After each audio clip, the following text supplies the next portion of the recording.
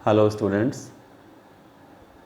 वैसे तो मेरा कोई इरादा था नहीं कि मैं ग्रेडियंट के ऊपर अपना कोई और वीडियो लेक्चर आप लोगों के साथ शेयर करूं, लेकिन एक स्टूडेंट है जिसका मेरे पास क्वेरी आई। I would like to mention his name. He is Nishant from BA first year of my college and he asked me about a solved example which came in Kurukshetra University in 2017. And when I go through with this sold example, so I found a lot of opportunity to explain the concept of vectors in this sold example. तो पहले आइए हम लोग एक बार देख लेते हैं कि एग्ज़ाम्पल क्या है और इसमें स्पेशल क्या है। सबसे पहले मैंने एग्जांपल यहाँ लिखा हुआ है, आई ऑलरेडी मेंशन हियर।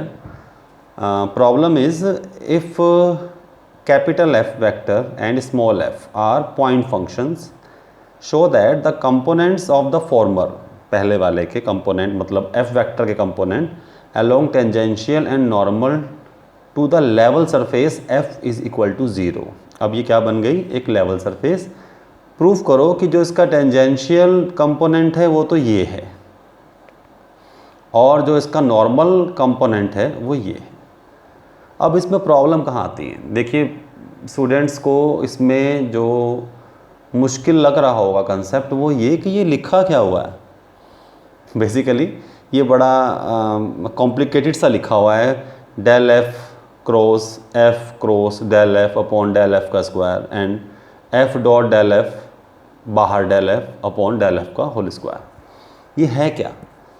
तो इसको समझाने के लिए मुझे इसमें अपॉर्चुनिटी नज़र आई, तो मैंने इसके लिए एक स्पेशल अपना वीडियो लेक्चर तैयार किया ताकि सब स्टूडेंट्स को जिनको इसमें प्रॉब्लम आई हो या ना आई हो कुछ बेसिक्स में समझा सकूं।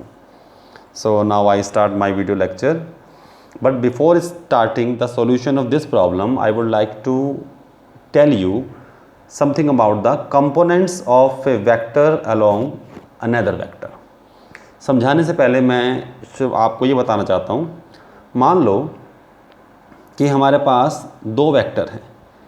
एक वेक्टर है ये b और एक वेक्टर है ये a।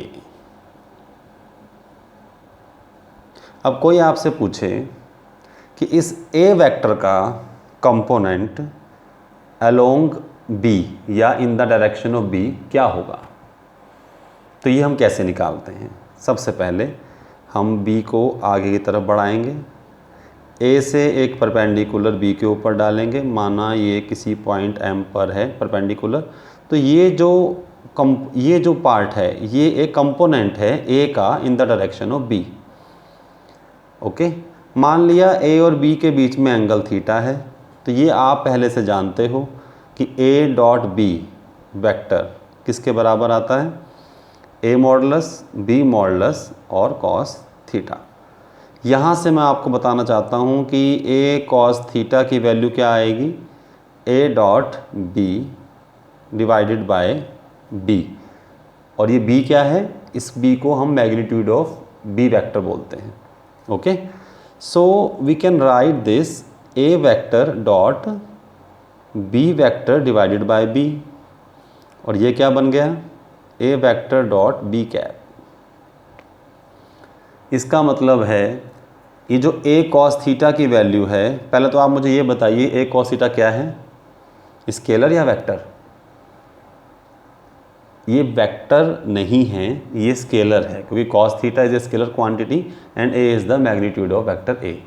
अगर ये स्केलर क्वांटिटी है इसका मतलब है ये कंपोनेंट नहीं है a का, ये a के कंपोनेंट का मैग्नीट्यूड है। सबसे इम्पॉर्टेंट जो चीज़ है इस एग्जाम्पल को समझने के लिए वो ये है कि आपके पास जो ये a cos थीटा आया, it is not the component of a along b, it is magnitude of component of a along b। Okay, तो मैं इसको यहाँ लिख देता हूँ कि a cos theta is magnitude of component of A along B vector, ये आया ए डॉट बी कैप। अब कोई आपसे ये पूछे कि अगर magnitude of component of A along B ये है तो फिर कंपोनेंट क्या होगा? तो कंपोनेंट के लिए component of A vector along B vector वो क्या होगा? ए कॉस थीटा जो उसका मैग्नीट्यूड है और साथ में उस दिशा का नॉर्मल वेक्टर, और वो नॉर्मल वेक्टर क्या है? B cap. As simple as that. यहाँ कोई डॉट नहीं है, यहाँ कोई क्रॉस नहीं है, ये सिंपल मल्टीप्लिकेशन है मैग्नीट्यूड की उस दिशा के यूनिट वेक्टर के साथ। अब क्योंकि ए कॉस थीटा अभी अभी हम निकाल चुके हैं, it is A dot B cap, इसलिए ये कंसेप्ट कि कंपोनेंट अगर निकालना है ए का बी की डायरेक्शन में तो magnitude with multiplied with unit vector of that particular direction B. अब वो अलग बात है कि मैग्नीट्यूड खुद हमारे पास ए डॉट बी कैप करके आता है। एक तो ये सबसे इम्पॉर्टेंट कंसेप्ट है इसको समझने के लिए। दूसरा सबसे इम्पॉर्टेंट कंसेप्ट ये है कि any vector can be represented as the sum of its normal component and tangential component. It is the basic principle of A vector. Any vector A can be represented the normal component of A plus tangential component of A along any direction। Okay, अगर आपको normal component of ए कहीं से मिल गया मान लो, तो tangential component क्या आएगा? Tangential component of A can be calculated as A minus its normal component। तो एक तो कंसेप्ट ये और एक कंसेप्ट ये दोनों कंसेप्ट वेक्टर के बेसिक कंसेप्ट्स हैं। बिना इसको समझे हम इस प्रॉब्लम को सॉल्व नहीं कर सकते। अब मुझे लगता है कुछ आपको समझ में आ रहा होगा कि इस प्रॉब्लम को हम इसके साथ रिलेट कैसे करने वाले हैं। चलिए आइए स्टार्ट करते हैं इस प्रॉब्लम का सॉल्यूशन। सो स्टूडेंट्स, अब इस क्वेश्चन को एक बार दोबारा पढ़ के देखते हैं। इसमें क्या लिखा हुआ है कि F एक लेवल सरफेस है। सॉल्यूशन हम इसको स्टार्ट करते हैं यहाँ से कि जो हमारे पास सॉल्यूशन है इस क्वेश्चन का, मैं थोड़ा सा शॉर्टकट में समझाने की कोशिश करूँगा आपको, क्योंकि ऑलरेडी मैं यहाँ सारे इसके जो कंसेप्ट्स हैं वो एक्सप्लेन कर चुका हूँ। इसका जो सरफेस है वो क्या है? F is equal to 0। एक वेक्टर है F, आपको इस वेक्टर F का इस सरफेस के नॉर्मल कंपोनेंट और टेंजेंशियल कंपोनेंट निकालना है।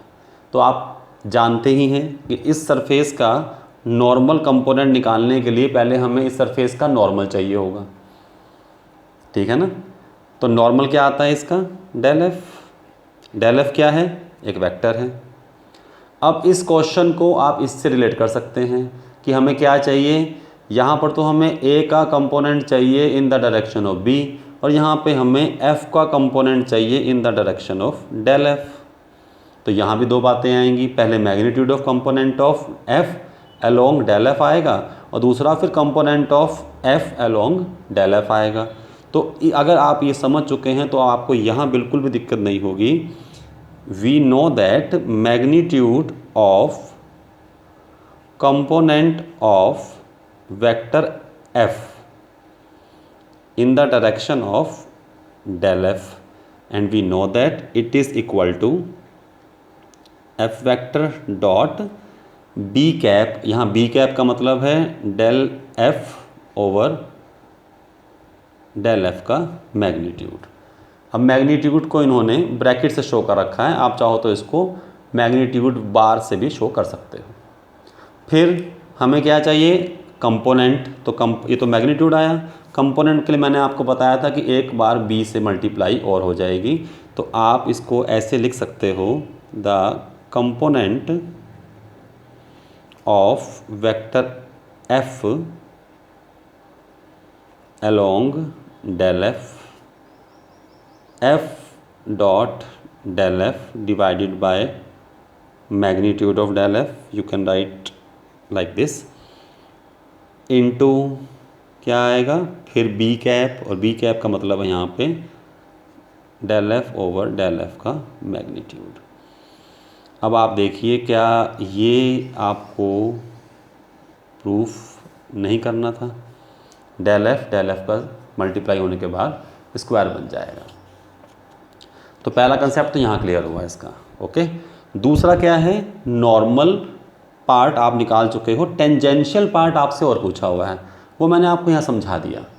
Every vector can be represented as the sum of its normal component and tangential component. अगर इसका नॉर्मल कंपोनेंट, क्योंकि ये नॉर्मल की दिशा में है, अगर नॉर्मल कंपोनेंट ये है, ठीक है, तो टेंजेंशियल कंपोनेंट क्या होगा? Tangential component of f along del f, ये क्या होने वाला है? f में से नॉर्मल कंपोनेंट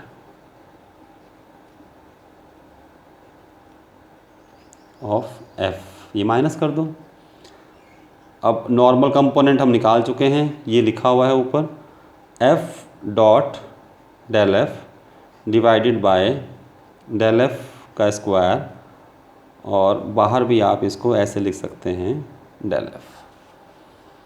del f का स्क्वायर है तो मैं इसको इधर लेके जाता हूँ, इसका एलसीएम ले लेता हूँ। एलसीएम लेने के बाद अब आप बहुत ध्यान से इस केस को समझने की कोशिश करना। जैसे ही मैंने इसका एलसीएम लिया, del f का स्क्वायर तो अपॉन में रहेगा ही रहेगा। यहाँ क्या आएगा? f del f का square minus f dot del f और del f, ओके। अब यहाँ तक तो बहुत सिंपल लग रहा है ये वाला केस कि हाँ ये तो बड़ा आसान है, लेकिन एक चीज़ और जो थोड़ी सी आप कह सकते हो रट्टाफिकेशन है या ध्यान से समझने वाली है, क्योंकि पूछा तो ये है आपसे del f cross del f upon del f का स्क्वायर, और आया हमारे पास ये है अपॉन में del f का स्क्वायर तो आ गया, लेकिन ऊपर क्रॉस वाली फॉर्म नहीं आई।